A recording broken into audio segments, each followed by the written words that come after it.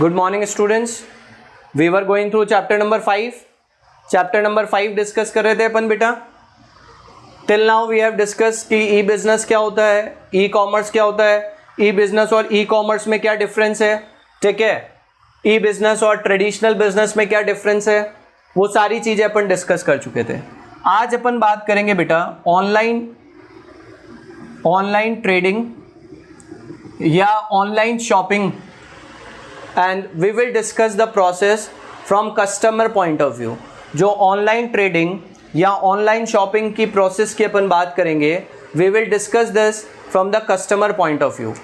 Online trading या shopping में सबसे पहली स्टेप आती है बेटा registration.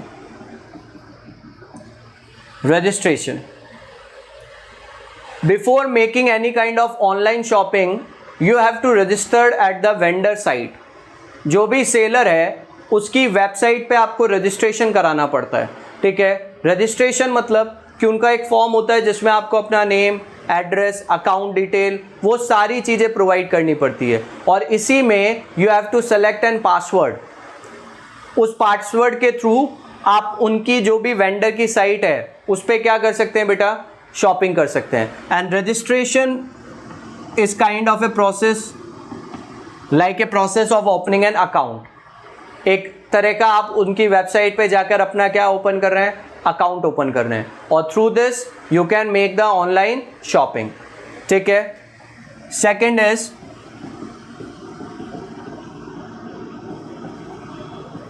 Placing an order. After registering at vendor site you will place an order.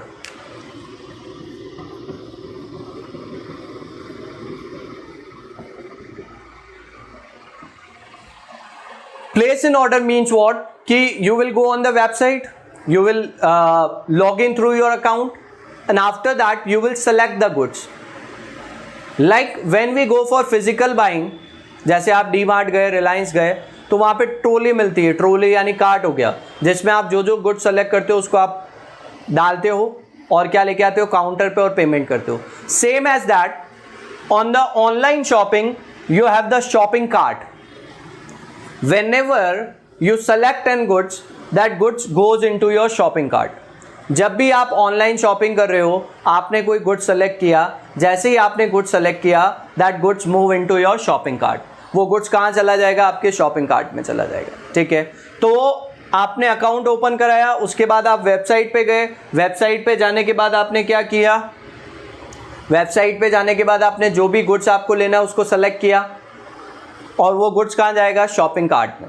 Shopping cart क्या है, एक रिकॉर्ड है. जो जो गुड्स आपने पिक किया है वो कहाँ जाकर इकट्ठा होता जाएगा, शॉपिंग कार्ट में इकट्ठा हो जाएगा. Is it clear? Third one is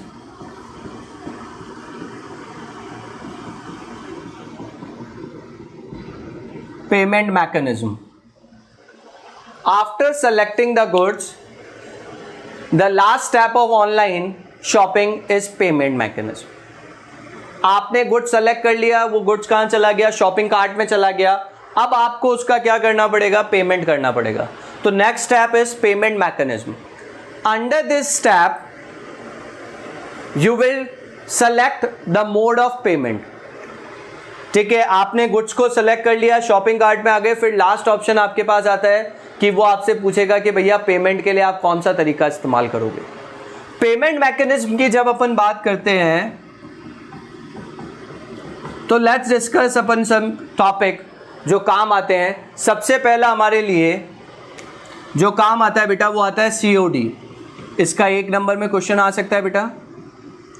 वैसे सबको आता है क्या, what is the full form of COD? तो that is cash on delivery. कि आप गुड सेलेक्ट करो और पेमेंट का कौन सा मॉडल आप या मोड चूज कर सकते हो, COD यानी कैश ऑन डिलीवरी. कि जब माल की डिलीवरी आपको की जाएगी उस समय आपसे पेमेंट पिक कर लिया जाएगा. तो that is COD, cash on delivery. Is it clear? तो पेमेंट मैकेनिज्म का पहला तरीका क्या हो गया, COD, cash on delivery. Second method is cheque. You can make the payment through the cheque. बट ऑनलाइन शॉपिंग में आजकल ये बहुत कम आता है काम में. कारण ये है कि पहले वेंडर आपके पास भेजेगा किसी आदमी को, चेक कलेक्ट करेगा, आप चेक भेजोगे, चेक वो अपने अकाउंट में लगेगा, क्लियर होगा, फिर वो माल डिस्पैच करेगा, तो इट्स ए लॉन्ग प्रोसेस, तो ये बहुत कम यूज आता है, ठीक है। Third one is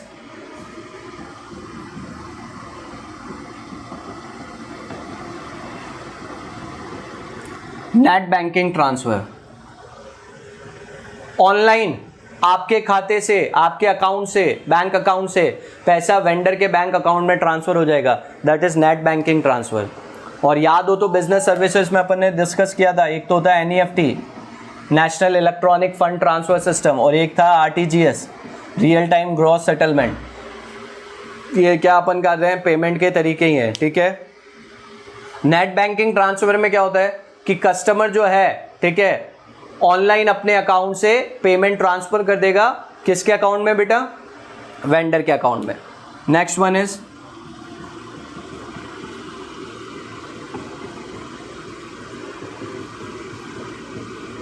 you can make the payment through debit card and credit card. 1 mark question आ सकता है, what is the difference between debit card and credit card. Under the debit card you can make the purchase up to the amount deposited in your bank account. आपके bank account में जितना पैसा है उतने तक शॉपिंग कर सकते हैं, किसके थ्रू, डेबिट कार्ड, इसको ATM कार्ड भी बोलते हैं। And credit card you can make the purchase up to the limit sanction by the bank, it is similar to overdraft facility. आपको एक लिमिट दे रखी है बैंक ने, 50,000 का लिमिट वाला क्रेडिट कार्ड है, मतलब आपके अकाउंट में अमाउंट नहीं भी है तो you can make the purchase till 50,000 और आप उसका पेमेंट फिर बैंक को बाद में कर सकते हो। तो the next method of payment is debit card और credit card. By using the debit card and credit card you can make the payment, ठीक है। डेबिट कार्ड और क्रेडिट कार्ड में अंतर क्या है, तो in case of debit card you can make purchase up to the amount credited in your bank account, जितना amount पड़ा हुआ है उतने तक। क्रेडिट कार्ड में आपके अकाउंट में नहीं भी है तो भी आप बाय कर सकते हो। And last one is digital cash. Digital cash is an currency, electronic currency used, ठीक है, नेट पे यूज आता है डिजिटल कैश। जैसे पेटीएम है तो पेटीएम वॉलेट होता है जहाँ पे आपका कैश पड़ा रहता है, तो डिजिटल कैश भी एक तरीका है जिसके थ्रू आप पेमेंट कर सकते हो। तो ऑनलाइन ट्रेडिंग प्रोसेस क्या हुआ, तो first is registration, that simply means opening N account with the vendor. Vendor के पास जाकर अपना क्या खोलना, अकाउंट। वेंडर के पास मतलब उसकी वेबसाइट पे जाकर अपना रजिस्ट्रेशन कराना। Second is placing an order, putting the goods into the shopping cart. Next is payment mechanism, and payment can be made through 5 methods. First one is COD, cash on delivery. Second is check. Third is net banking transfer. Fourth is debit card and credit card. And fifth is digital cash. Is it clear? अब इसमें question बन सकता है कि what are the various modes or methods of payment of online shopping. तो 5 methods are there, जिसमें से एक चेक छोड़ दो, मेन 4 हो गए हमारे लिए।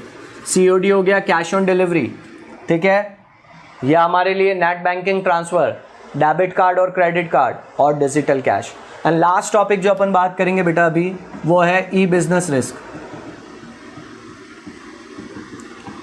ई business risk, there are lot of risk in e business. E business में बहुत सारी रिस्क है, अपन यहाँ पे वही बात करने वाले हैं ई बिजनेस रिस्क के बारे में। 3 parts are there. First is transaction risk,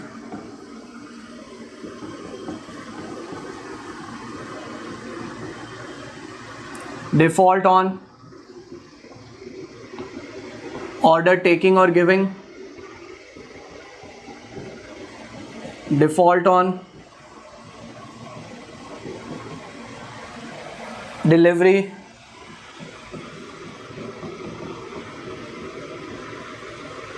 third one is default on payment.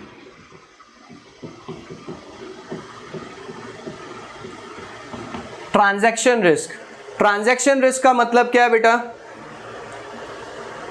जो आपने ई बिजनेस ऑनलाइन ट्रांजैक्शन किए उसमें जो रिस्क है वो आपके लिए क्या कहलाएगी, ट्रांजैक्शन रिस्क। तो ट्रांजैक्शन रिस्क 3 तरह की है। पहला है default on order taking and giving, means कि सेलर ने और बायर में इस बात को लेकर डिस्प्यूट हो जाए या रिस्क है कि बायर ने ऑर्डर जो है वो तो कुछ और गुड्स का दिया था बट उसको माल कुछ और मिल जाए, suppose I have selected shoes of number 8 but delivery में 9 आ गया। तो हम लोग क्या बात कर रहे हैं कि जो ऑर्डर गिवन, आप ऑर्डर दे रहे हो उस समय जो रिस्क है वो किस में आ गया बेटा? डिफॉल्ट ऑन ऑर्डर टेकिंग और गिविंग। क्या मतलब है कि या तो सेलर या बायर बाद में डिनाई कर दे कि उसने ये ऑर्डर दिया था, तो that is default on order taking and giving. Seller denies और बायर डिनाइज कि उसने वो ऑर्डर प्लेस किया है, तो that is default on order taking and giving. Default on delivery, wrong item और wrong quantity of goods are delivered. Wrong item और wrong quantity of goods are delivered. Order taking and giving मतलब seller और buyer denies about the order. Default on delivery का मतलब क्या हुआ? Wrong quantity या wrong quality का goods क्या होना? Delivered, that is default on delivery. And third one is default on payment. Buyer is making claim that he has make the payment और seller कह रहा है कि उसको पेमेंट रिसीव नहीं हुआ है, तो वो क्या हो गया बेटा? Default on payment. E business risk में पहली हमारे लिए क्या हो गई बेटा? Transaction risk. ट्रांजैक्शन रिस्क में आपको 3 तरह की चीज़ें ध्यान रखनी है। Default on order taking and giving, that means seller और buyer denies about the order. Default on delivery, wrong quantity या रॉन्ग क्वालिटी, रॉन्ग गुड्स आपको डिलीवर्ड हो गए। डिफॉल्ट ऑन पेमेंट, बायर कह रहा है पेमेंट कर दिया, सेलर को पेमेंट रिसीव नहीं हुआ है, तो that is default on payment. Second kind of risk जो आती है बेटा, वो आती है data storage and transmission risk.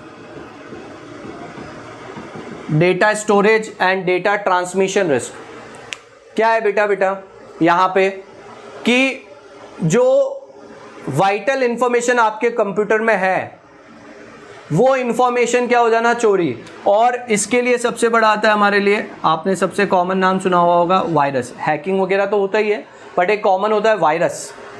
Vital information under seize होता है क्या है वायरस? कि आपके कंप्यूटर की जो जानकारी है वो दूसरे कंप्यूटर पे डिलीवर्ड, मतलब कोई जना आपके कंप्यूटर की कॉपी कर रहा है या आपकी जो इंफॉर्मेशन है वो वहाँ से डिलीट हो गई। Viruses can be of various kind, छोटे मोटे जिससे आपकी इंफॉर्मेशन डिलीट हो गई, कुछ हो सकते हैं जिससे इंफॉर्मेशन चोरी हो गई, ठीक है? तो that is kind of A virus kind, data storage and transmission risk. और इसी में एक चीज़ आपके लिए शॉर्ट में ध्यान रखना, आपको कुकीज़, जैसे कॉलर आईडी होती है जिसमें आप पता लगा सकते हो कि किसने कॉल किया, वैसे ही क्या चलता है ऑनलाइन में? कुकीज़, जिसमें जो बायर है उसका प्रीवियस रिकॉर्ड जो है वो सेलर को पता लग जाएगा ताकि वो ट्रैक कर सके जेन्युइन बायर है या नहीं है।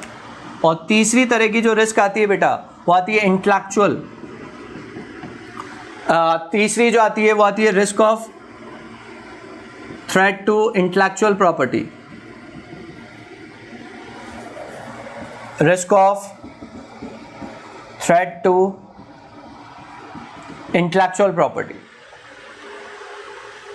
आपने ऑनलाइन शॉपिंग करते वक्त जो इंफॉर्मेशन प्रोवाइड की वो इंफॉर्मेशन वेंडर किसी और को सेल कर दे।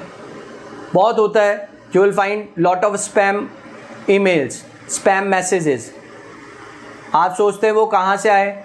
आपने जो ऑनलाइन शॉपिंग या ट्रेडिंग की जो इन्फॉर्मेशन आपने प्रोवाइड की वो इन्फॉर्मेशन बहुत सी कंपनीज क्या कर देती है? लीक कर देती है, किसी और को वो डेटा बेच देती है। उसके कारण आपको अनवांटेड मेल्स आते हैं। 1 मार्क क्वेश्चन बनता है ये। और अनवांटेड मेल जो है उसको अपन स्पैम्स भी कहते हैं, स्पैम मेल्स, ठीक है? तो ई बिजनेस रिस्क जो है वो 3 तरह की हमारे लिए हो गई बेटा।